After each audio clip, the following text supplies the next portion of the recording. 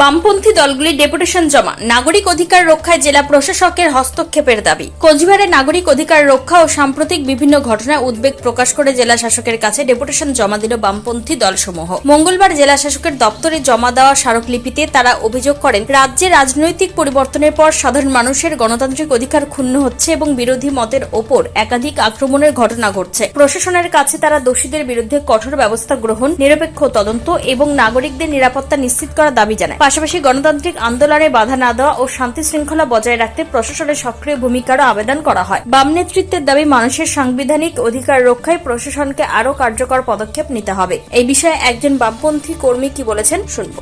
DM অফিসে এসেছেন।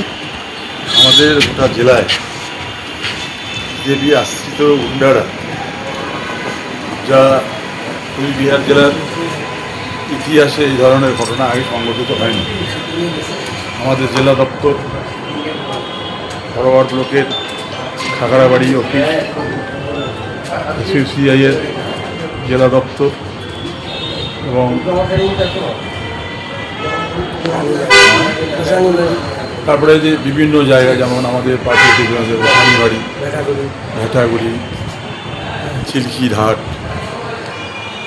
তারপরে মাথাভাঙা এবং অন্যান্য রাজনৈতিক দলেরও অনেক জায়গায় তারা অফিস ভেঙেছে।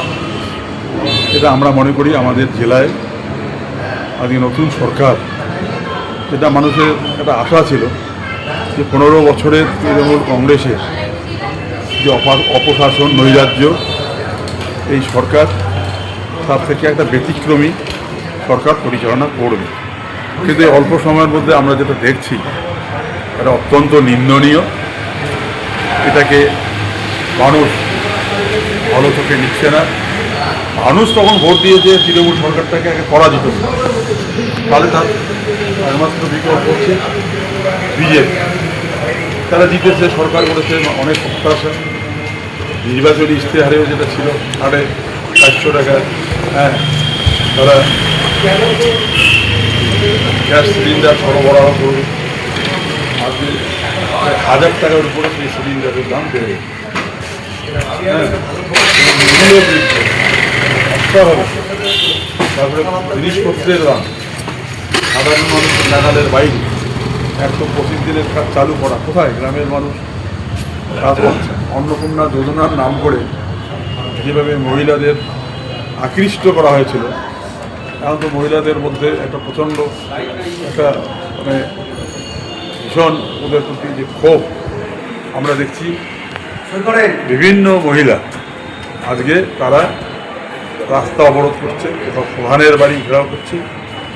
এইসব বিষয় নিয়ে আমরা আজকে ডিএম সাহেবের কাছে বামফ্রন্টের পক্ষ থেকে এবং বামপন্থী দলসমূহ আছে আমাদের সঙ্গে, সিপিআই, আমরা ডেপুটেশন এসেছি। কোচবিহার থেকে প্রিয়া সাহার রিপোর্ট, টাইমস 14 বাংলা। আরো নিত্য নতুন ভিডিও পেতে এবং তথ্য জানতে আমাদের ফেসবুক পেজকে লাইক ও ফলো করে রাখুন। সেই সঙ্গে টাইমস 14 বাংলার ইউটিউব চ্যানেলকে সাবস্ক্রাইব করতে ভুলবেন না। মুখের উজ্জ্বলতা হারিয়ে গেছে, স্পট পড়ে গেছে, ব্রণ ভর্তি, তাই আর দেরি না করে আজই আসুন রায়গঞ্জের চণ্ডীতলায় হেলথ প্লাস মাল্টি স্পেশালিটি ক্লিনিকে এবং এখানে পান অভিজ্ঞ ডাক্তার দ্বারা ফ্রি স্কিন টেস্ট। আরো বিস্তারিত জানতে যোগাযোগ করুন 9674895169 এই নম্বরে।